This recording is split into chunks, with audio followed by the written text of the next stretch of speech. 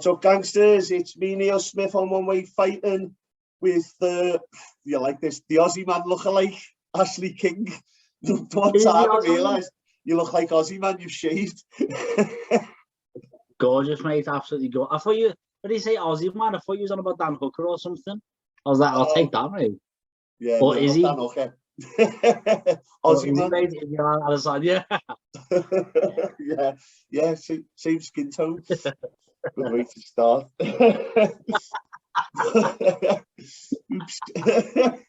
Straight into it. Yeah, straight into it, saying weird stuff. But yeah, man. So the big one on the weekend just gone. UFC Fight Night Vegas. We had Korean Zombie, Dan Ige. Start with that one, man.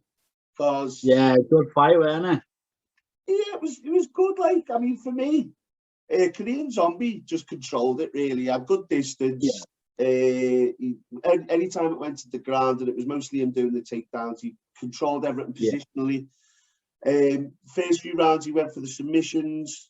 The rest of it, he just seemed to control him. He took his back about 3 times, didn't he? I just felt like he never really got off the ground trying to press his plan. I mean, he threw some good sort of stand-up trading from time to time, but over the 5 rounds, it was sporadic, and you just never really saw him doing it, did you? What did you left? I think it was a good call out from Dan Inge to actually call out the Korean Zombie. To be honest, I thought that fight makes sense. But then obviously you call someone like that out, and obviously that didn't actually go his way, did it? For the Korean Zombie, mate, he's just one of the best, isn't he, in the division? Like, his last fight, the one before, was against Brian Ortega. And I felt like maybe Dan Inge called him out because it's kind of looked like he was on the decline, but he's just not, mate. Like, I think that just shows how good Brian Ortega really was, like really is, to be honest. Yeah, and you kind of get the feeling that, I know there was like an altercation between the Korean Zombie and Ortega before the fight going ahead, but Ortega got dismantled by Holloway.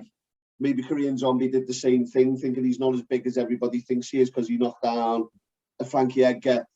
I kind of feel like so in the sort of run up to the weekend, what's been going through my mind is, so Max Holloway's dropped out of the Yair Rodriguez fight now.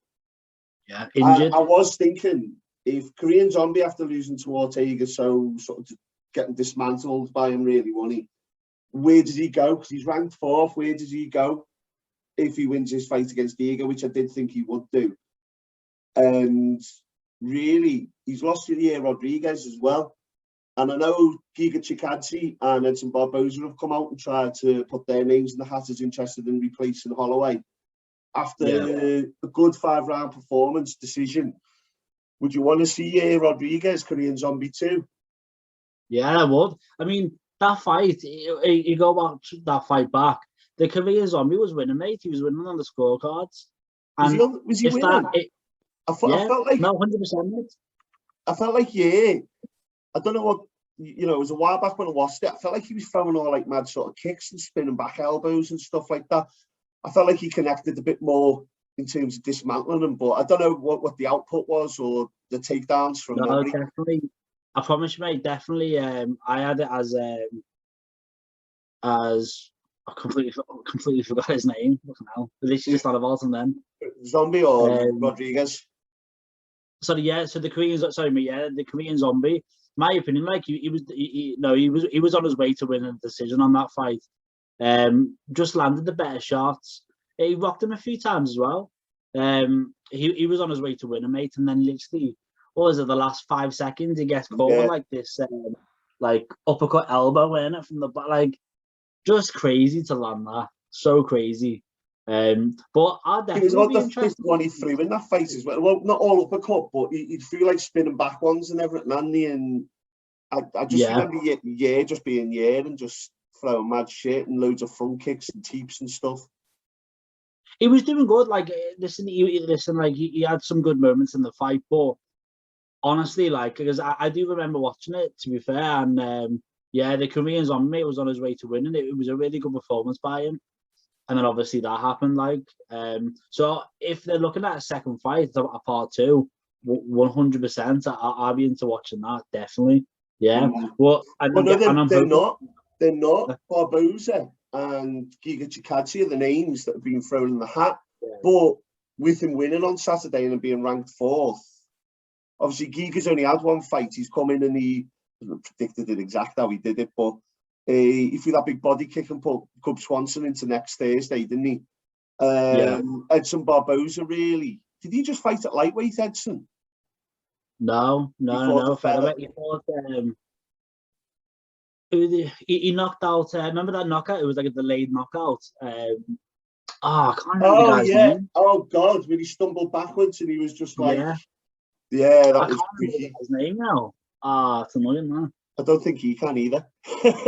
Yeah, I can't remember his name, but but Edson Barboza, he's coming off a good win. I feel like maybe Yair Rodriguez though, has he just got like proper bad luck or something? Like it's like that. So he's been scheduled to fight that guy, that Zabit. I can't pronounce the second name, mate. It's far too long. Yeah. Do you know that Russian Zabit? They've been scheduled to fight like almost like a Khabib and Ferguson type thing, where like scheduled to meet like 4 or 5 times, and it just hasn't happened. So I feel like a bit of bad luck for him, to be honest. And obviously with this one, it wasn't him that pulled out, was it? It was Holloway. So obviously, losing that fight's quite big. So if you're him, you do want someone like you want a big name, don't you? So there'll be some good names to put forward, especially Edson Barboza, like just a household name, isn't he? Yeah, mate, 100%. Personally, I'd like to see Korean Zombie do it just because it put him back in proper contention, really, wouldn't it, after the Ortega fight? Yeah. I mean, other than that, I'd like to see Giga. I think I want to see Giga just because I don't know where he's ranked after that Cub Swanson fight, but I just know his K1 background is just unbelievable. So he comes in. I was going to say you're quite high on this Giga guy, aren't you? Mate, you watch him fighting in Glory and stuff like that. That liver kick that he throws, he's got about 1 million setups for it. And as much as people look for it, he just sets it up in different ways every single time. It just seems to land it. I think he's really dangerous at featherweight. I just don't know what his ground game's going to be like, to be honest. So, 100%, I'm just curious to see how it is. You put him in somewhere with someone like Korean Zombie, they've got quite a solid ground game. He could just fall flat on his face. But at the same time, Yair Rodriguez is quite flashy. I think that'd be an exciting fight. Yeah. 100%. So it'd be interesting to see how it goes, really. Edson again. Edson's dead fucking exciting to watch. There's never an Edson Barboza fight. He's always there in the fight. And you just love seeing them kicks. Them kicks are insane. Yeah. I mean, I'd love to be like him. Yeah. I'll be honest, Edson Barboza is one of my favourite fighters, to be honest. I always say, for me, he's one of the best strikers in MMA. I just think he looks everything up so well, doesn't he? His fight against Dan Hooker, it's one of my favourite performances by him because he just mixes it up to everywhere. The leg, the body, the head, and his kicks are so fast. There's no setup with it. He just throws it. I love Edson Barboza. I'll be honest, I wasn't really a fan when he went down to featherweight, to be fair, because I was a bit I don't know if it would have been a big struggle. But you know what? He seems to be doing really well at featherweight, and he looks healthy, doesn't he? So fair play to him. Yeah, 100%, mate. 100%. So the other fight on that card that really caught my eye, Marlon Vera and Davy Grant. They had a battle. I'll be honest, I'm a big fan of Davy Grant. He's from England, isn't he? Yeah, mate. Is he Manchester? I knew he was English. I didn't know whereabouts, mate. I couldn't remember where he's from, but I think he's from Manchester, I'm just going to say Manchester, but you know what Jimmy is? What, sorry? Do you know what Jimmy is? No. I don't know why, but I'm assuming he trains with Brad Pickett. But Brad Pickett trains in the one in London. He's from a London gym, isn't he? Have you seen Brad Pickett's team where they all stand and do that punching challenge where you punch the one to the left in the stomach and then it goes down the line? Brad Pickett wins, but another gym had done it, so they did it copying it. Yeah. So they just turn around, boom, hit the one to the left here, and then it goes down the line. They hit the one to the left of them until whoever drops out leaves the line, and then they move along. And like half of them are all heavyweights and light heavyweights and middleweights, and Brad Pickett ends up winning. Like he's got some stomach on him and some dig. Hey, fair play. He puts about 3 or 4 of them out himself doing it. Brad Pickett, man. I like Brad Pickett. Like I was gutted he retired. To be honest, I was. But yeah, I don't know where the guy trains, but I do like watching him fight. And I actually thought he did quite well, Davy Grant, in that fight, you know. Because I had Chito Vera, the heavy favourite, because obviously the guy beat Sean O'Malley, didn't he? He okay, in his last fight he lost against Jose Aldo, but that's Jose Aldo, mate. I thought it was a massive step down for him to fight Davy Grant, but didn't really seem that way. I thought that was a proper tough fight for him, to be honest, wasn't it? Yeah, and to be honest with you, mate, I mean, the last round was like a 10-8, but he did some good scrambles. I just felt like, again, Vera didn't really capitalise on, going for subs as much as he could have. It was mostly positional, but at one point in the second or third, maybe he got up and he was trying to throw down on top of him. I felt like Vera did tend to control it. But even in the third, I think Davy Grant hit him with a big crack that sort of went straight down on his forehead there. And you heard it just go thud. I was like, ooh, you look like he was like gassed and that Vera had the better gas tank, and then he just hit him with this womp. And a lot of time for both of the fighters, man. They put on a good performance, and I just felt like it was worth a mention. Yeah. I mean, what did you think about the elbows as well? Them elbows, when he landed, Chito Vera landed like 3 standing elbows, didn't he, in the clinch? Yeah, like consecutively. Probably cut him open that like. It's one of them. Like, I mean, the elbows are probably one of the most vicious thing that you can receive in a fight. Really, I mean, it's not so much the fact that they can knock you out because it's just pure bone on it. They tend to throw, like you say, they cut you. So good though, so good to use. It must be mentally, because I've never been cut with an elbow in a fight. It must be, even though you might be mentally there in terms of I can go on, you must be going every round worrying if they're going to do a doctor's stoppage, and it's an extra mental thing to take when people throw them elbows. So that's a good point. Hard to take. I remember them saying to us when I did an amateur fight, like, do you want to be able to throw elbows or not? Because you're not really meant to. They went, we don't really give a shit. You can do what you want. And I was like, you're not meant to, amateur. Yeah, we'll throw elbows. And then I remember turning around and one of the lads saying to me, it's boss to be able to throw elbows. And he went, just remember that they can elbow you as well. I was like, oh yeah. You'll have to do it. Oh yeah. Shit. Some of the pros about being amateur, like, yeah. Yeah. Proper, just like sort of, I was just like, yeah, I'm going to throw some bomb elbows. And then this didn't even think they can do the same. I was like, yeah, I'm going to throw the elbows, it's fucking boss. And then I thought, shit, I'm heavyweight, man. They've some heavy elbows. I'm going to get fucking knocked out. But yeah, it's not a nice thing, that, like, But at the same time, it's glorious to watch, mate. Love seeing it. Like, I mean, some people just don't utilise it anywhere near as much. And I love seeing it when they get in the clinch and they're just holding and then just dropping like that, where they just like let it sink in from there. It's not like they're proper winding them up. They're the ones that tend to do the most damage with the cuts because they're unexpected. Yeah, I think when we talk about elbows, I think my favourite person to watch with the elbows was John Jones, because I think he's the perfect person for it, because he's so long and he's so rangy, isn't he? Like with them elbows, he can just cover so much distance. Like his elbows are nasty. Yeah, was it? We were going to talk about him next anyway. The immortal Matt Brown, didn't he? Was it an elbow hit on the back of Diego Sanchez's head that sort of put him out? Yeah.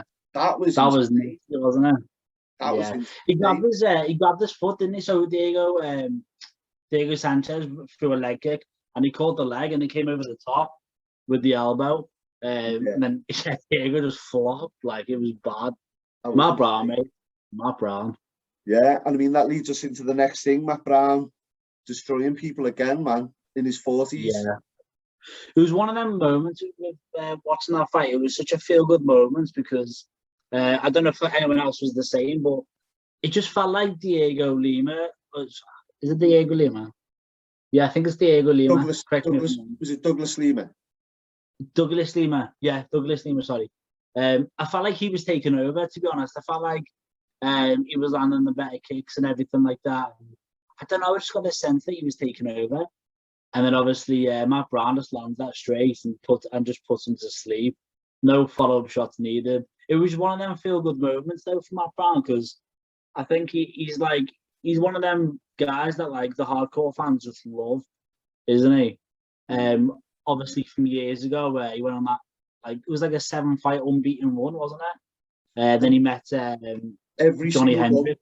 Was a war though, wasn't it? Every single one was a battle, big cardio. Remember the one with Eric Silva? Remember his fight with Eric Silva? One of my favourite fights, that, to be honest. I love that fight just because it was so back and forth. And obviously at the time, Eric Silva was like the next big thing, wasn't he? But obviously Matt Brown just stopped and put him away. Is it Darren Till who always talks about Eric Silva? Didn't he train with him out in Brazil? It always goes on about the quality of him. I think it was Darren Till. I don't know, I might be wrong on that, but I remember seeing someone they trained out in Brazil, and I think it is. And I think he was just saying he's unbelievable. Like, he's just, I mean, everybody knows how good he is from watching him fight, but to hear other fighters commenting on it, like saying just like so much and just picked his game up on that, it's insane. But the other thing I was going to say on Matt Brown, he am I right in saying he had something wrong? He had like an intestinal problem or something, and then he got like a period where he was getting stopped with them body shots, them liver shots. Yeah. And he had like some sort of problem, didn't he? And I think that took a bit out of his career a bit, didn't it? I can't remember exactly what was wrong with him, but you are right though. He was probably susceptible to them body shots. I mean, Eric Silva dropped him with the body shot, didn't he? Yeah, Cerrone did as well, didn't he? Yeah, Cerrone as well. Sorry, yeah. But Matt Brown at the age, I mean, he's 40 years of age now, and you know, still in there, still able to win, still able to put people to sleep. I suppose in his mind, he's just kind of a bit of a prize fighter now. He just fights because he likes fighting and he likes obviously making money from it.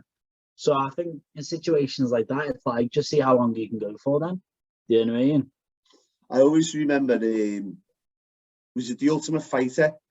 And like you'd always have them dickheads in the Ultimate Fighter house who think like they're clever and that. And didn't someone put something in like his drink or something, or they messed with his food or something? And it was like, I think like he's on camera, like on the little off camera going, yeah. And then I messed around with Matt Brown's coffee or something like that. And then like, you just see Matt Brown just staring at him. And like, you don't want to piss off Matt Brown. And Matt Brown's just like, this is like a dickhead thing to do. This is something you do in school. And like, I'm like 30 and I'm putting up with this shit. I think Matt Brown would have just murdered him in his sleep because he just looks like that type of guy. He's just got that proper death there, hasn't he, Matt Brown? Like, he's one of my favourite fighters, Matt Brown. I just love watching him fight. Like, he fought at a boss time though in his prime, where you had your Cerrones and, like you say, Johnny Hendricks, Lawler. They were all in that weight category, and you can say what you want about the welterweight scene now. That was a boss time to watch. The two Lawler Hendricks fights were great. Wars, Rory McDonald as well, like so Rory fought on the weekend, didn't he, against Clayton Tebow, and it was a proper controversial, mate. It was proper controversial, you know. So I haven't actually watched that fight, but it was apparently Rory McDonald. Sorry, should have won that fight, but the judges gave it a split decision to Clayton Tebow. And there's a bit of a kick-off about it because apparently it was just not the right decision. Rory comfortably should have won that fight, apparently. But I think because so he was fighting in PFL and it's a tournament and they base it on points. So even though he lost, he still goes through anyway to the quarterfinal, if that makes sense. Yeah, so I think he gets 6 points if you finish them in the first round. And I think Rory had a first round submission against Curtis Melinda or something like that. So he already had the 6 points, so he goes through anyway. But obviously, it's still not a loss that you won on your record when obviously you won. You did win the fight. But yeah, that was like last weekend, I think. I want to watch that afterwards, I think. Unless we catch the second half of the Euros, but let's see. If you watch it in America, we actually watch football in England, and it's football, not soccer. But that's another show. But yeah, another great fought on the weekend. Your main man. When I first met Ashley, we worked in a solicitor's, Hampson Hughes, and he'd walk in on a Monday morning. I don't know if you can guess who that's supposed to be. The Spider, Anderson Silva. But he fought Chavez Jr. on the weekend and won boxing. I know he's boxed before Silva, but that's some achievement. That. Well, I've got it written down. He was 52-5. He's now 52-6. Chavez, and he's fought some decent fights. Chavez, like, he's got a good record. Yeah. So that's the thing. I don't really know too much about the guy. To be honest, I recognise his second name, but it's his family who's like a famous fighting family, aren't they? Yeah, his dad was like unbelievably good. Yeah, right. Okay. It's not to take anything away from him. I mean, don't get me wrong. You wouldn't have him up in your top 10, or I wouldn't personally. Yeah. But he's a good boxer, mate. You don't get 52-5 or 52-6. Yeah, not up there. But I think if you're going to choose anyone at that middleweight, I mean, he was WBC champ. He retained it for a good few fights. I don't know how many other belts he's held, but I remember him being WBC. And you're not taking that belt too easily, like. But yeah, I think he was middleweight, and he may have fought at light heavy, but. Yeah, to go in there and to do a job against someone whose main sport, main background, and I know it was split decision, like, but to take it off two judges is good work. Well, everyone that I've seen, like, they've had him as comfortably winning. I know it went down as a split decision, but that's only a split decision. Just means that another referee didn't agree with the other two. That's all it is. But like, apparently it was it was quite comfortable for Anderson Silva. It's just saying 2 or 3 judges scored it as a win. You'd prefer the 3 judges and have it as unanimous. Yeah. Did you watch the fight, Neil? Did you watch it? Sorry, did you watch the fight? Because I haven't watched it. I've watched the highlights, to be honest with you, mate, because it's not YouTube boxing, the two athletes, but again, it's cross sports. I know Anderson Silva's done some boxing before, but nowhere near on the same level.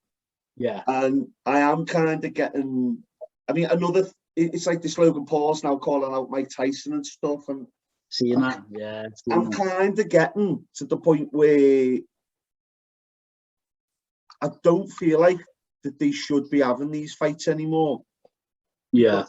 The Floyd Mayweather Logan Paul, for me, people are starting to actually believe in these YouTubers and stuff now, and then people are saying stuff like, will Floyd Mayweather beat Conor McGregor? And then they think less of Conor McGregor, when really put Floyd Mayweather in a cage with Conor McGregor and he's getting fucking ribboned. I kind of feel like it's taken away from people and what they do in their own sport. So I watched the highlights, but I was never watching the full thing and waiting up for it or anything like that. No, the only reason why I ask is I was just saying, like, did you have it comfortable with Anderson Silva? Like, was you kind of like, 100% he won that fight? Yeah, I mean, from what they showed on the highlights, I mean, highlights are highlights. And what I've noticed before, I've watched fights in the past, and then someone's like, I mean, we just mentioned Johnny Hendricks, Robbie Lawler. I remember watching the first fight, and they showed all Johnny Hendricks highlights. Sorry, just letting the cat out. I mean, I want to go out. I was like, fair enough.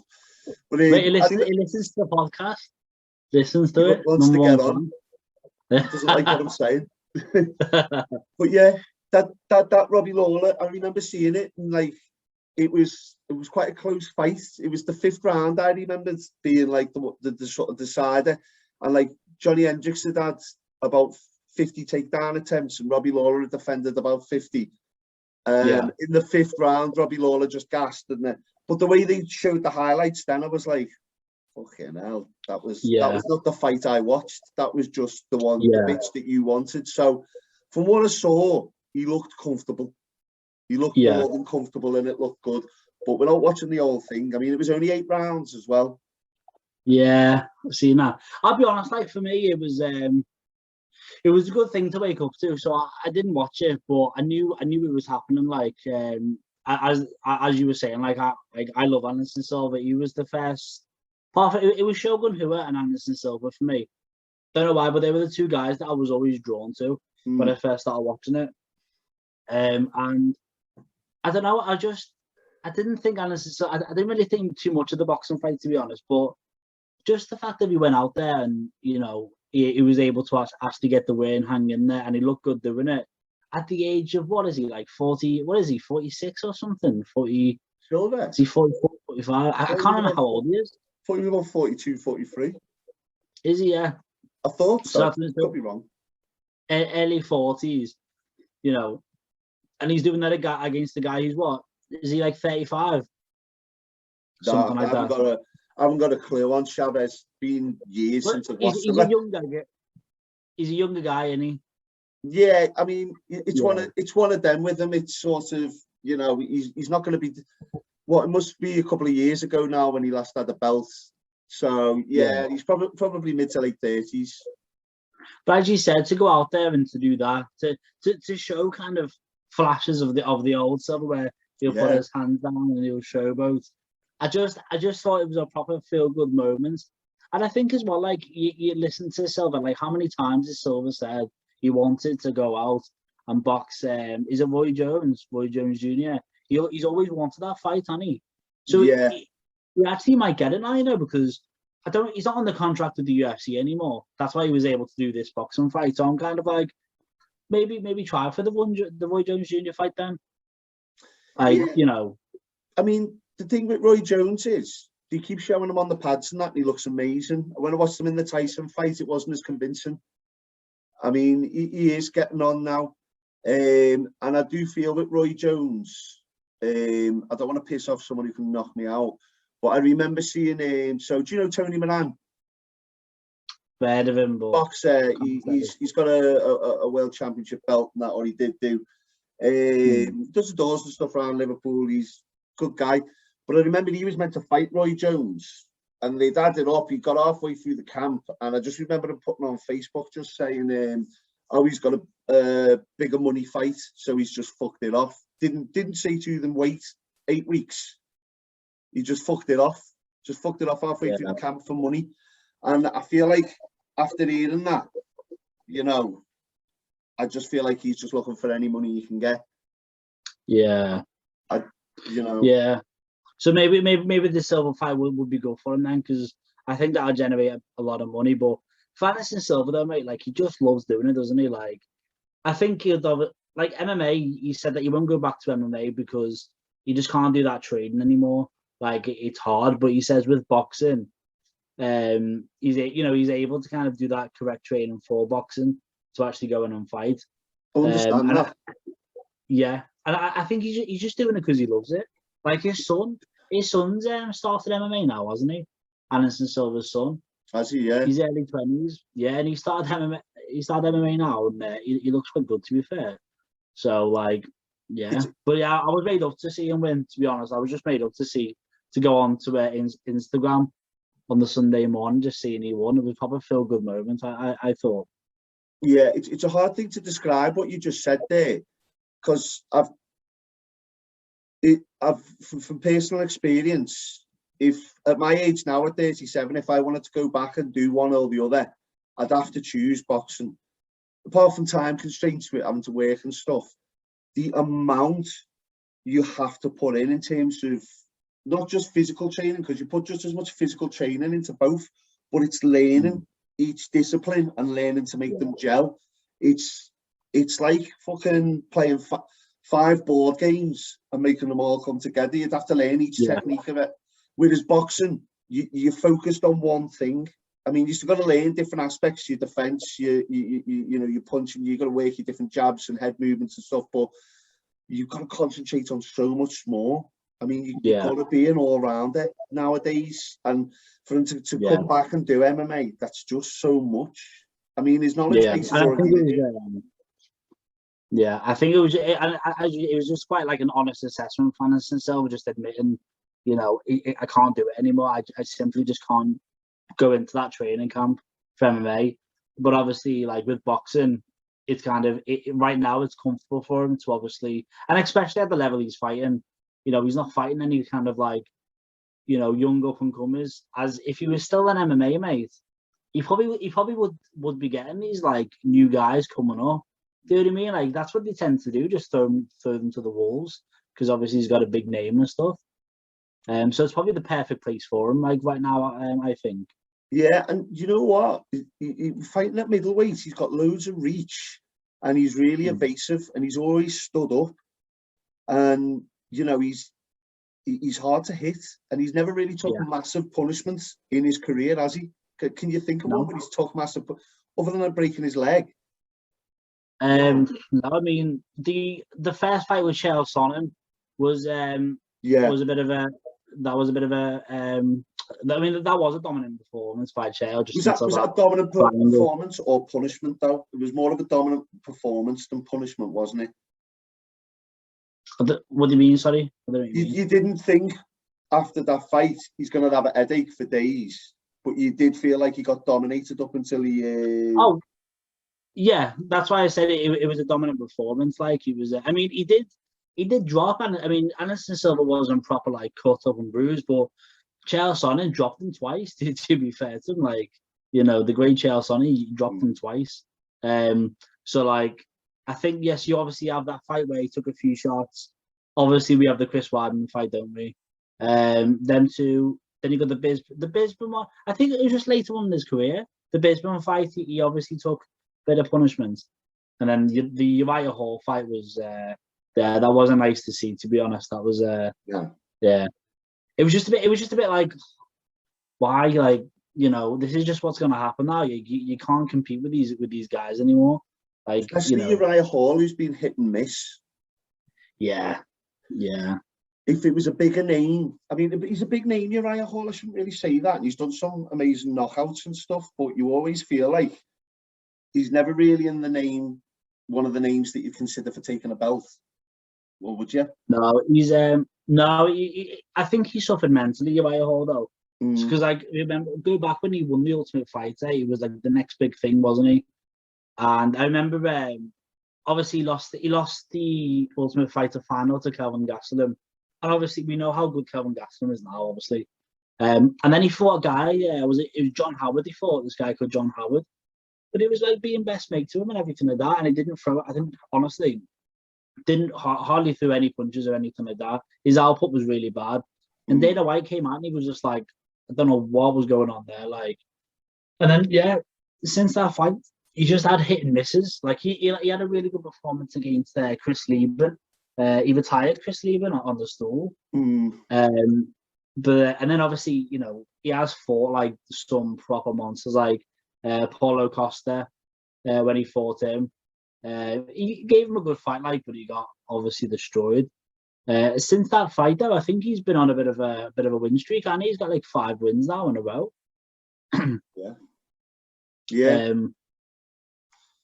But yeah, I mean, Silva, kudos to him.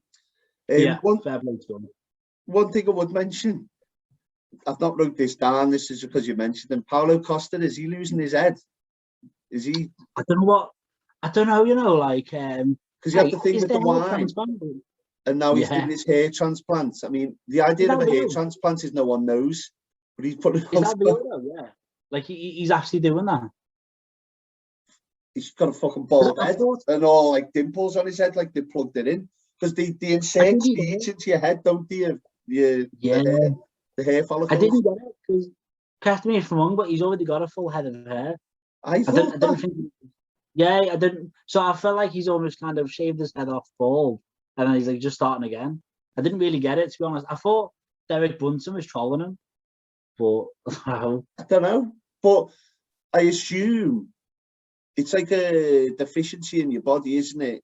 If you're not getting it, it's a certain chemical, isn't it? If you're not getting it to your head, then the hair stops growing. So with hair transplants, my understanding is that after a while, it stops growing again and they have to put fresh follicles in. So maybe he's had one before, he's got a full head of hair and they're just like, it's starting to thin, he's just doing it again. Like, that's the only assumption. I wouldn't really put it out there. Like, I mean, no, keep it to myself. Especially in a sport of MMA where, the trash talkers will just mention anything. Like, it's just more ammo. You know what I mean? Like with the whole wine story, it's like just more ammo. But I think he's kind of owned it now, hasn't he? The whole wine story, like he says it now. Like he makes it into a joke himself now. Probably the best thing to do, I think. Yeah, it's still a bit odd though, isn't it? Or yeah. Do you reckon he's losing his head, or he's just a bit crazy in general? Well, so he had a fight, didn't he, land up against Jared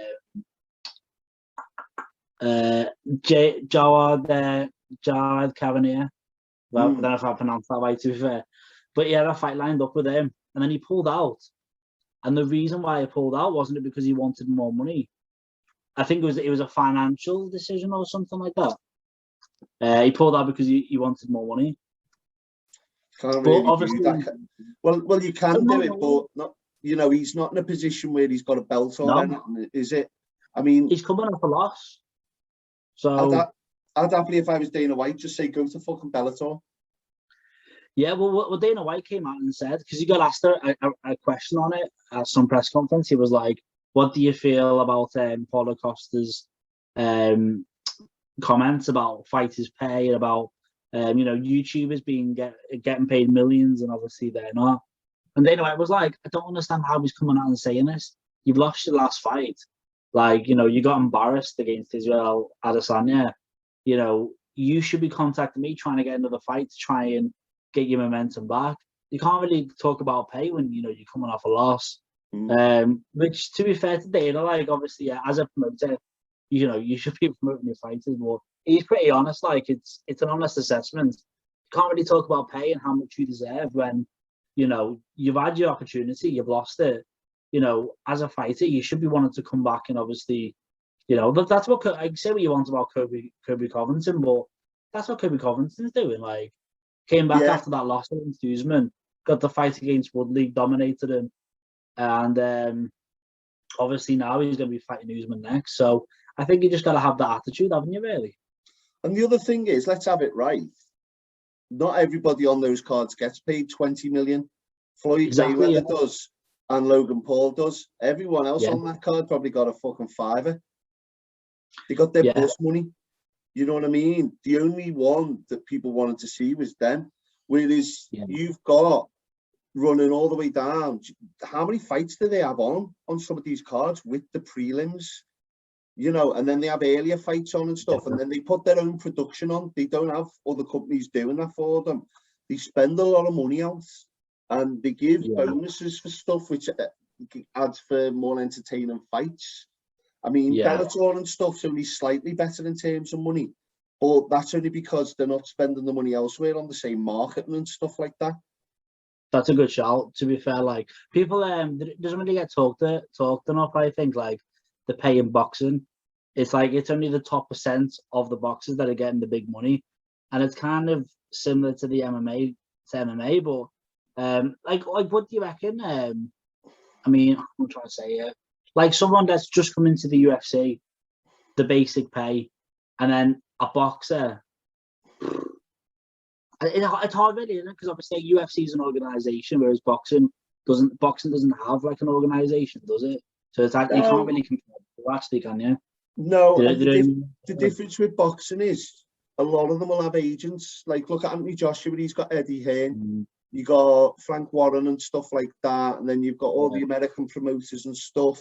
You've got Bob Arum sets up the majority of the ones over in the States and that. And you sort of think that if you're not getting paid then all you've got to do is say to your agent, I'll get another agent who can get me a better deal. Right, okay, yeah. UFC, yeah. you don't have an agent negotiating for you. You sort of make a contract with the UFC. You push all your life to get a contract with them. I mean, what's that guy name? Ali. Abdelaziz, he's like a manager. Yeah. But So again, he's negotiating with the UFC. If you're on contract, he'll negotiate like a 3-4 fight contract with them or whatever. Yeah. You know, I mean, you can't really say to the UFC, say you're on a 5-fight contract and you've gone and KO'd the first 2 and they weren't ever thinking about you being in contention for a title shot. But let's say someone dropped out in your second fight, you KO'd the next one in line, and then you get a title shot, but your contract was for like 100 grand a fight. You can't really then say to them, well, this is a title fight, I want 5 million for it. That's a good point. So that happened, didn't it? With was it Eddie Alvarez? Because Conor McGregor made it public. He was like, Eddie Alvarez took the McGregor fight on his no, I think he said, didn't he? It was something to do with like he signed a new contract or something before the fight or something like that. Or he chose to accept the McGregor fight on his last contract. So just like the point being was, if he didn't, obviously, if he would have just like signed a new contract when he fought McGregor, he obviously would have got a much higher purse. But he chose not to. I just remember in the press conference, McGregor just calling him out on it and stuff, and Eddie just didn't really have anything to say. That just showed you the business mind of McGregor, doesn't it? But that's exactly it. And like his business mind's that much that he built his persona and everything. I mean, half of that is his personality you seem to take from it, isn't it? But he amends his personality and stuff to how his performance is. When he's winning, he's mouthy. When he's not, he's humble. And that might be him and his personality.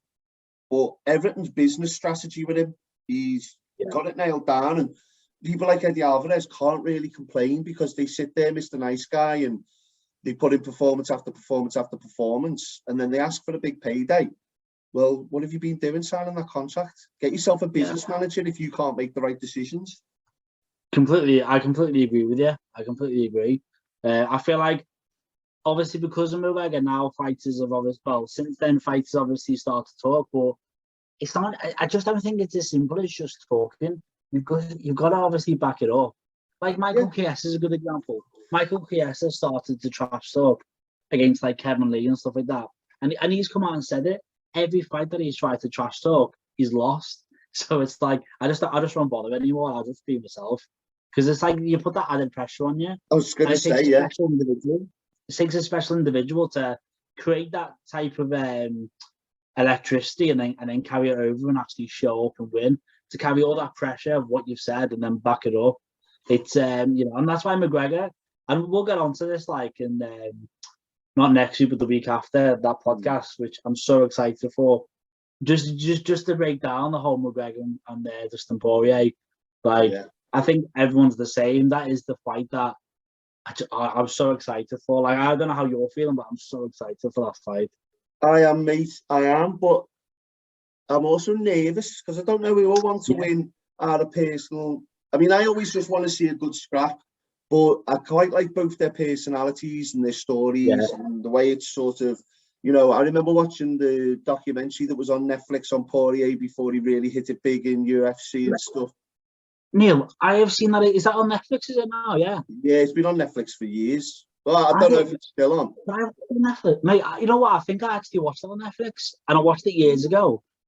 I so mad you're saying that, because I'm exactly the same. I watched that years ago, and from the documentary, I always used to look out for Dustin Poirier. I always used to kind of. He was like fighting like backdoor clubs and stuff like that, which everybody has to start at. Like proper like redneck barns and stuff like that. But he's a proper and he came across as just a nice guy. I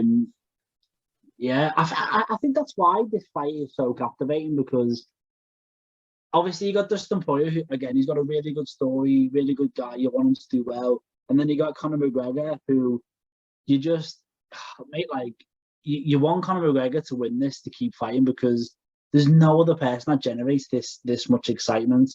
There's just no other person that I can think of. Like, as someone like me, like Anderson Silva, for me, Anderson Silva was, as soon as this fight got announced, I'd be nervous straight away. It's all I could possibly think about. Back when he was the champ, and his fight to Chris Weidman and just everything like that.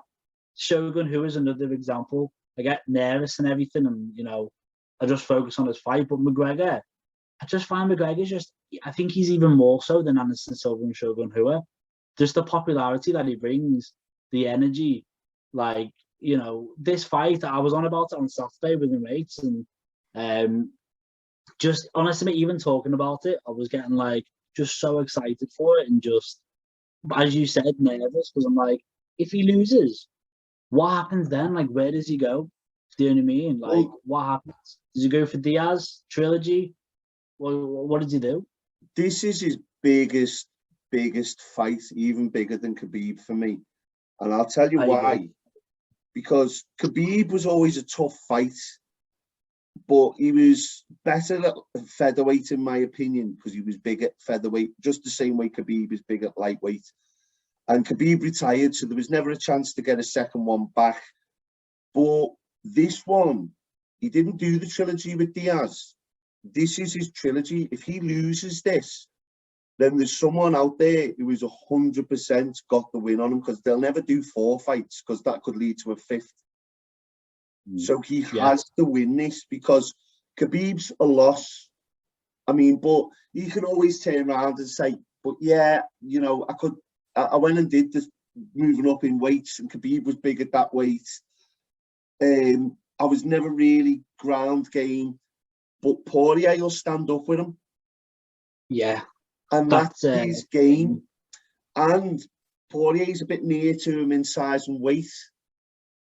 And if he loses to Poirier, it'd be like if you'd have done it with the Nate Diaz and then lost the third one with Nate Diaz. This is saying that someone stood with you and done your game and beat you. So it's just massive for him. He's got to win. Yeah. And at the same time, it's the same for Poirier. Sorry, honestly, mate, you get me proper pumped up for it, mate. Even speaking about it, I've honestly, mate, like today on my lunchtime and stuff like that, just watching these prediction videos. It's mad how everyone's got their own opinion and stuff, and I find it fascinating. Like for me, that is the most looked forward to fight this year. I honestly cannot wait. So I said, not next week, the week after, we're going to do the big breakdown, aren't we? Obviously, not just that fight with the whole card, but let's be honest, mate, 50 minutes of that is going to be about McGregor and Dustin Poirier, just that fight. Yeah, you know what? Right, so I was having a look at that card, though. So get on this. Then you've got Gilbert Burns, Stephen Thompson. Yeah. You got Tuivasa Greg Hardy. Sean O'Malley's fighting Louis Smoker. Then you got Carlos Condit on the prelims. He's fighting Max Griffin, Nico Price Pereira, Sean Brady, Kevin Lee. Kevin Lee's one of the first prelims. He's just low down on it because they've got that many boss fights. So I one little thing that I will say, and again, we'll do all this in 2 weeks' time, but fight of the night, I'm thinking it's Nico Price and that Mikel Pereira guy. Because he's made that fight. I see it because I did the same as you. I had a little look on Wikipedia on the fight card, and that fight just probably jumped out to me, and I'm like, what a fight! And its position on the card, it's prelims, but it's not main event prelims. That's Condit, I think, isn't it? Yeah. It's just the middle or something. I don't know if they're televising it or if you have to go on Fight Pass, but there's early fights, prelims, and then the main card.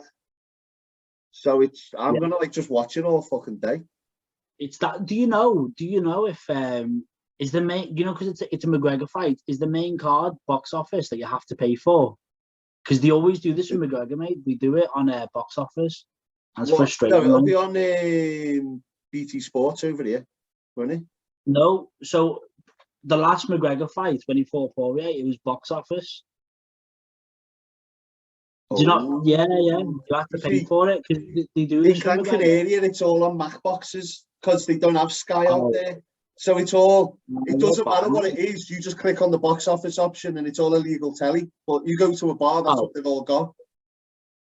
Oh yeah, so yeah, you don't have to worry about it then, mate. For us guys, it's so yeah, every single pay-per-view that they have, it's always BT Sports. But from McGregor, the last few times, it's been on box office that you'll have to pay, like BT Sports box office. It's like 15 quid, but you can't record it if that makes sense. Like, you know, you'd have to watch it live.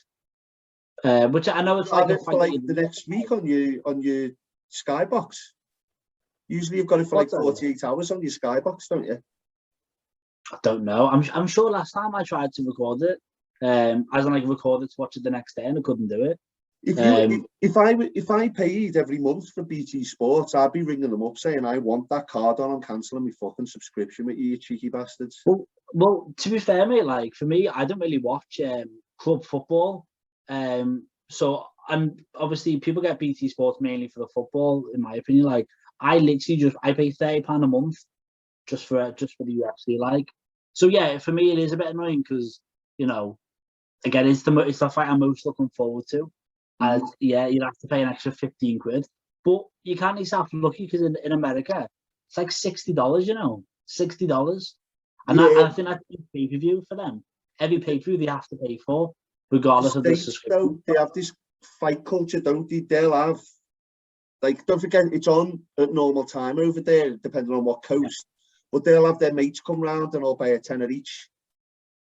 So they so there's actually a good little thing. So you know where Paulie trains at Next Gen.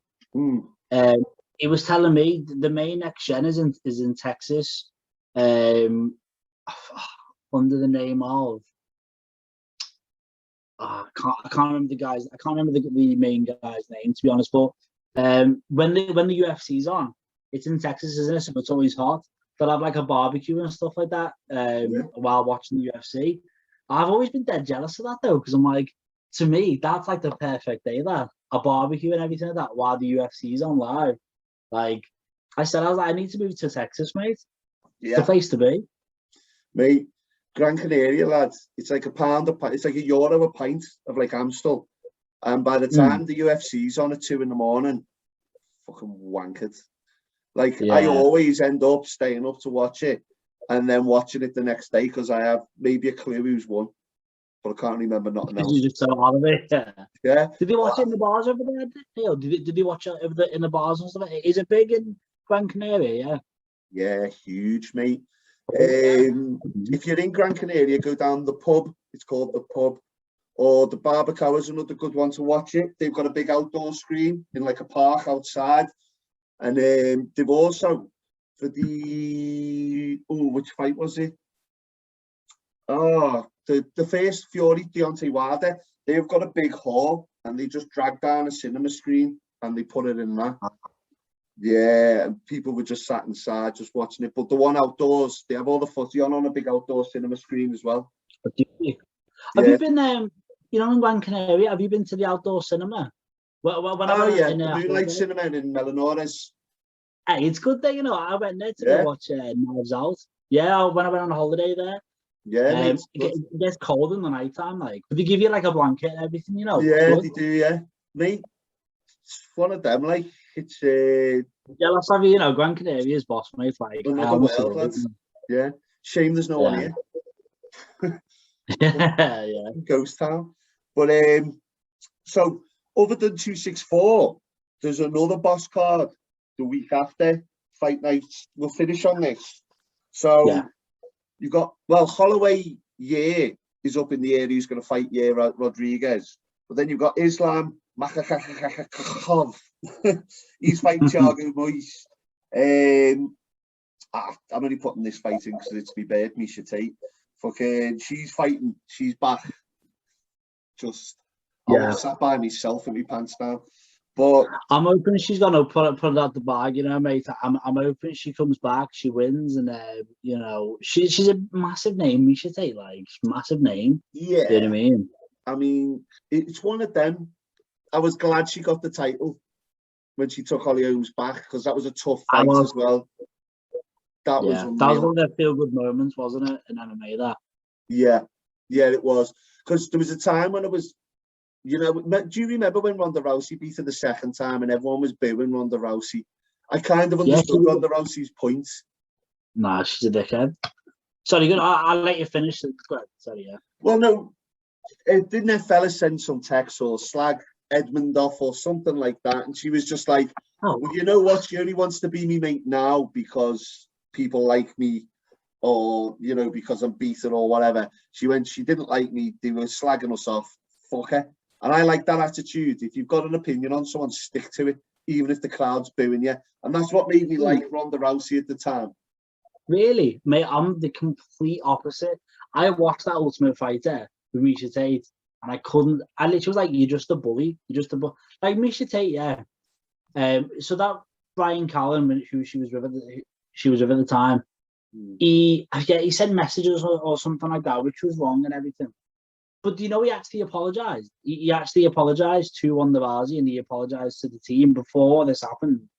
Ronda Rousey, being a little absolute child, you know, decided to just bring her back up again and everything like that. Because if you watched it, you'll hear him say, Dana White even said, he's apologizing to Fight for, like, let it go. Like, what else do you want him to do? I just think, like, Ronda Rousey, mate, like, she ruined herself on that Ultimate Fighter, though. Like, honestly, mate, I couldn't stand it. I was so happy when Holloway beat her. Because I was just like, you're so you know mentally what, though?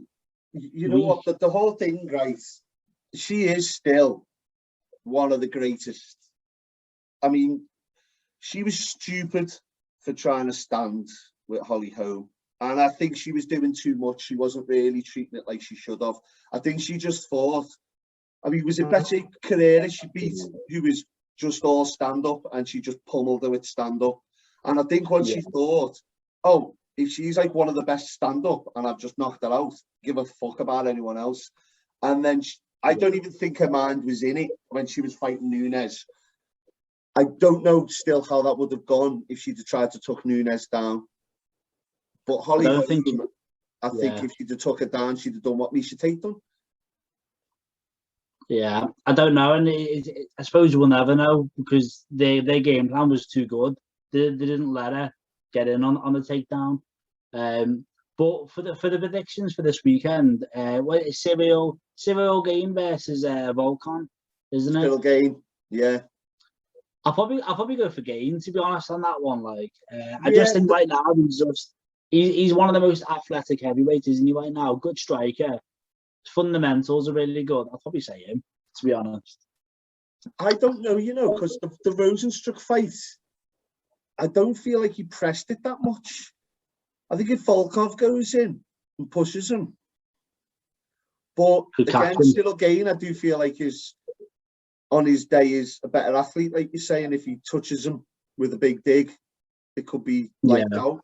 I don't know. I think for me, I'll be honest, I'm not really that emotionally invested into it. So for me, it's just a safe bet for me. I'll be honest. It's a bit of a safe one. I'm like, I'll choose Volkov just to be opposition. Yeah, mate. go ahead, Yeah, it's just to be a wanker. Ahead, just to be I love that, to be honest with you, mate. I love that, to be honest with you, mate. This could be the first time that I'm wrong, mate. You never know. You never know. Mate, go back and watch these videos. I predict every single one. Honestly, mate, go back and watch these videos. No, you did have like about 3 or 4 in a row, but I'm pretty sure we both got one wrong one week, and you had to say the exact same words you are now. I think you've just got selective memory. Or was that the? You know what? That was the. Yeah, it was. What fight was it? It was like the most recent one, wasn't it? Who do we pick? The heavyweight. It was the heavyweight. It was it was Rosenstrike versus Rosenstrike versus Augusto, and we both said that Augusto guy, didn't we? Because we were like Rosenstrike in his last fight, he was quite hesitant, wasn't he? Yeah. Turns out he wasn't hesitant, mate. Yeah. To be fair, we haven't been doing that many predictions lately. We've just been sort of chatting, but. Yeah. Well, it's just. I think with the predictions though, it's just kind of like, you know, we just say how you feel. I said this one comes this weekend. Sorry, I'm not really. You picked Izzy and I picked fucking Jan Blachowicz. Or did you pick Izzy or did you pick Jan? We did. The podcast wasn't on when we did it. Yeah, it was. We didn't. We did it. Izzy and Jan. Did we do a podcast on it? We talked about it afterwards, and I remember saying I said Jan. Unless it didn't. So I no, yeah, I did say Izzy on that one, but I don't think we did a podcast on it. Like, but Yeah, if you want to go, no, but we didn't do a podcast at the actual time, did we? It was like more like a month afterwards, or like a few weeks afterwards. You just told me. So I'll be honest with you, mate. I just have to take your word for it, mate. That you actually predicted Jan, because you could be chatting shit. I don't know. It's not that, mate. I have to edit all these and stuff like that, so I've watched it about 15 times by the time it's ingrained in my head. Well, that fight, yeah, I thought Izzy like, but I mean, let's be honest, mate. Bloody what, 2 fights, one got to like what 10. I think I'm doing quite well, to be fair. Like, yeah, I think I'm about 5 wins, 5 losses on that one. Like, to be honest. Yeah, I think I'm ahead of you. I think I'm ahead of you on the predictions, like, but yeah, we'll start doing. You know what? We'll start doing a little thing then. Actually, you want to make it like a little competition, maybe just each one. Little fantasy league. Yeah, go ahead. That'd be quite fun, actually. Yeah. Yeah. Just do who we. That'd be quite fun. Yeah. Right. Yeah, I fancy that. I'll set that up for next week, and we'll. No, the week after, because you're on holiday next week, aren't you? Windermere, everyone. Yeah. Windermere. You'll have all people outside your hotel now looking for autographs. I know, mate. You know what? Hey, that's funny, because I was chatting to Paul and Leo on the Saturday about like doing this, and I was like, I've got this weird feeling that I'm going to be out in like somewhere random, like Scotland or something, and there'd be just a random like battery's gone. Nah, my battery's gone. No worries, mate. I'll wrap it up anyway, because we're out of time, mate. I think we all know where that was going. So, guys, Ashley's gone. The King is gone. The King has left the building. But yeah, I've got 2 other podcasts coming up this week. I'm not going to divulge any information because I'm still trying to set down the time for one. The other one will be Ray Thompson. He's doing the Almighty promotions, which are going to be on in Barnsley, and it's also going to be on in Liverpool in the Olympia. So that's going to be the 18th of September. When Ray's on, we'll sort out the date for the Barnsley one. But there's some good fighters on that fight now. Quite a few local gyms in the UK. So he'll be on. He'll be talking about it. And we'll be talking about some of the people that are going to be on fighting. So that's going to be awesome. Make sure you hit the like. Make sure you hit the subscribe if you haven't already. And yeah, hit the notifications bell just so you can keep up to date with what's going on. But guys, always a pleasure. Enjoy your week. I will see you soon.